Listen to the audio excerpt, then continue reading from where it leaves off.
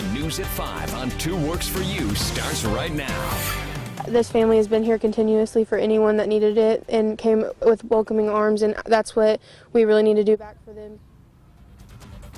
Now at 5, a community rallies around the survivors of a deadly fire in Catoosa. Plus, from the football field to the courtroom and back to the gridiron. After 2 weeks of controversy, the 3A playoffs finally pick back up where they left off. Good evening, I'm 2 News anchor Russ McCaskey. We are live tonight in Sapulpa, where the football game will be played. We'll have more on all the controversy that has surrounded that and how we got to this point coming up in just a moment. First, though, I want to check in with Storm Shield Chief Meteorologist Brett Anthony. He's in the studio with a weather alert. Brett?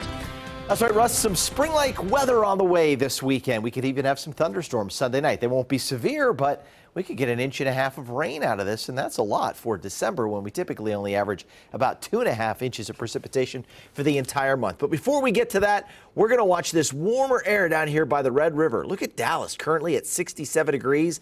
That air is going to surge northward tomorrow, and that warmer air will send our high temperatures into the 60s tomorrow and again on Sunday. And then you can see there 3/4 to 1.5 inches of rainfall setting up from late Sunday afternoon through Monday morning. So it's going to be pretty wet, maybe a little thundery at times. Coming up, we'll talk about that. We're going to time it out with the latest future track in just a few minutes. Russ.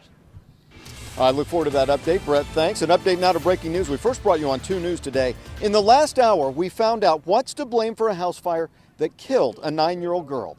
Tonight, 2 News reporter Liz Bryant is live at the scene of that fire in Catoosa that started right around midnight. Liz?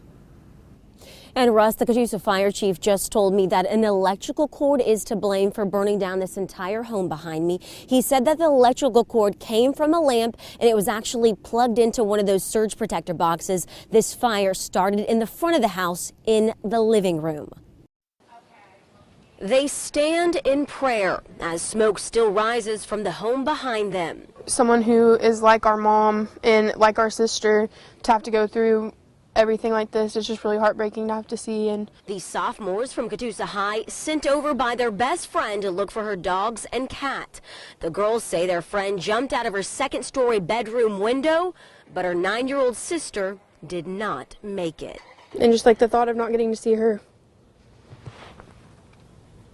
It's hard, and Lauren, like I said, this was our second family. A Catoosa firefighter went in for the little girl, melting his face mask and burning his arm.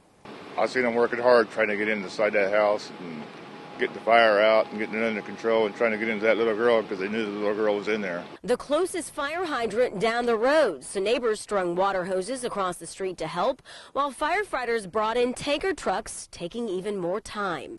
Sadly, the fire marshal found 2 of the dogs dead. Yeah. And that's one of the biggest things that I think is going to take another toll on them. And the fire chief says everyone watching right now do this. Make sure that your extension cords, that your electrical cords are not frayed. You know, they could be frayed because a dog or a cat chewed on them. He also says do not use extension cords like this in your home. Now, coming up tonight at 6, I'll tell you what new technology is out there to make sure you're not the next person this happens to. Live in Catoosa right now, Liz Bryant, 2 News, Works For You. Liz, thanks. Such a sad story there. New at 5, a Muskogee rape suspect is arrested in Arkansas. Authorities arrested Garrett Dobbs last night in Fort Smith. They say they also found a 16-year-old girl and an infant, both of whom were reported missing in September. And OSU football players, the latest athlete arrested on domestic abuse complaints. Stillwater police reported Tyreek Hill was arrested last night, accused of hitting a 20-year-old woman in the face and stomach. The victim says Hill also choked her. She was taken to the hospital, but was treated and released. All right, happening right now, the 3A high school football playoffs finally getting back to normal. This after a couple weeks of controversy that, again, was not played out on the field, but rather in the courtroom. Want to bring in 2 News reporter Nathan Edwards for more on this. And, you know, obviously it's going to affect the kids because this has just been a distraction all the way around. Well, Russ, fortunately for them, they've been focusing their minds on this game. They've been practicing every day for the last 2 weeks, getting ready for this game tonight. And in their minds, replaying the Douglas game was never really an option. option. Now, Coach Matt Hennessy says he's looking forward to forgetting about the courtroom and just getting back to the gridiron. Throughout the week, Hennessy did not step foot in the court. He stayed on the sideline trying to keep his players' minds on the game ahead. And tonight's game will need their focus. It's not going to be an easy one for the undefeated Locust Grove team. Heritage Hall also had 2 weeks to rest up, and both teams will come into this one swinging, trying to secure the final spot in the 3A state championship. If you'd have seen our practice the last couple of days, we're energized and we're amped up and we're ready to roll. Like I said, the rest probably did us a little bit of good, and now we're just anxious and ready to go play. Well, the game kicks off here at 7 in Sapulpa. And Russ, expect this one to be filled with red and black tonight. Pirates fans are expected to show up and support their team. All right, it is going to be a good game. We'll see how it all plays out. Nathan, thanks. Of course, high school football games typically take about 2.5 to 3 hours to play out. This one between Douglas and Locust Grove took 13 days to be settled. And at this point, we can tell you that every football coach in the state of Oklahoma, as well as every referee, knows what the penalty is now for a sideline infraction. This is the play that the sports world's been talking about for 2 weeks. The refs threw a flag for a sideline infraction. Instead of enforcing a 5-yard penalty on the next play, the refs incorrectly nullified the touchdown, penalized Douglas 5 yards, and replayed the down. Douglas high school leaders say incorrectly taking away that go-ahead touchdown with about a minute left to play kept them from winning the game. They protested, first to the OSSAA. We have stated very clearly what we want, and we didn't get it today. But those players, they're good and they're resilient, those student athletes and those coaches. And I think it's an opportunity for them to show how they respond to a tough situation. When that protest was denied, they sought relief in district court, asking the game, or at least the last minute, be replayed. And that's when the controversy made national headlines, from the New York Times to ESPN. The courts must have enough on their hands to stay out of this. They should have rejected this. They should stay out of it completely and utterly. Eventually, the judge ruled a replay bordered on the unreasonable. With the request denied, the game and the controversy were finally over. And our sports director, Big Al Jerkins, joins us now to put this in context. And, you know, Al, obviously human error has been around. It's part of sports since the beginning of sports. Sure. But it does hurt when you feel like you've kind of been cheated by the refs. Well, I don't know if cheated is the right word. They don't want to talk about saying they got cheated. But, yeah, you know, it kind of was a weird call. Mm-hmm. You know, the exact same thing happened in the state of Kentucky. Exact same call, exact same wrong way the refs handled it, and it didn't go to court. This one did. But anyway, these two teams are finally going to play. Now, they met in a scrimmage in August. Now they're playing for keeps because this is the 3A state semifinal. And both these teams come in with excellent records. 12-0 for Locust Grove. Heritage Hall is 11-1. And they play for the right to play Cushing next weekend for the state title. This is the top two teams ranked in 3A, by the way. The Pirates lead the state with 58 points per game, with the state's Gatorade Player of the Year at quarterback Mason Fine. And after the forced 1 week bye by the courts, Fine just wants to play ball. I love football. It's the way I can explain it. I don't know, you can't really express it. I love the game of football, and it's just, you know, that adrenaline, that's why I play it.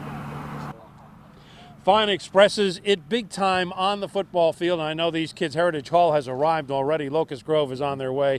And I know they can't wait to get off the bus and start warming up for this final, or state semifinal, a game they've been waiting for what?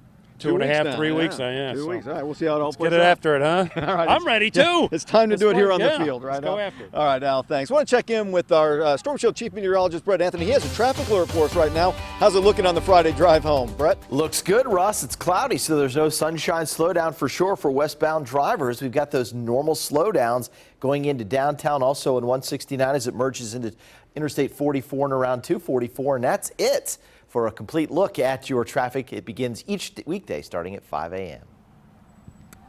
All right, Brett, thanks. You know, after more last-minute maneuvers, the Senate now has passed, just in the last hour, the 2015 budget spending bill. This prevents a government shutdown because the House had already passed that bill. Steve Handelsman has the latest on all that from Capitol Hill.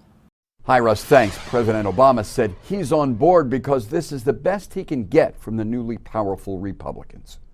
The budget deal moved forward despite the controversies. Tougher Wall Street regulations getting rolled back. Federally insured funds could again be used by banks to make high-risk investments. And when they make a whole lot of money, they get richer. But when they lose money, Because of the repeal of this provision, it is the taxpayers of this country who have to bail them out. Does anybody think that makes any sense at all? That's in this bill. So is a change in campaign finance, a huge hike in what wealthy donors may contribute. There will be scandals in America because there is just too much money washing around. But despite Nancy Pelosi publicly slamming the White House, And I'm enormously disappointed. President Obama says he has to compromise. Had I been able to draft my own legislation and get it passed without any Republican votes, I suspect it'd be slightly different.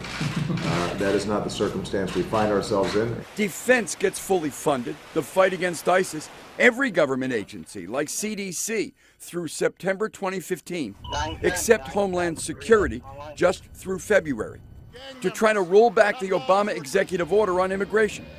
There were hikes for health research, funding cuts for the EPA. Again, down to the deadline. It is not the way to do business. It's an embarrassment to the Congress and to the public. But this budget looks like a done deal.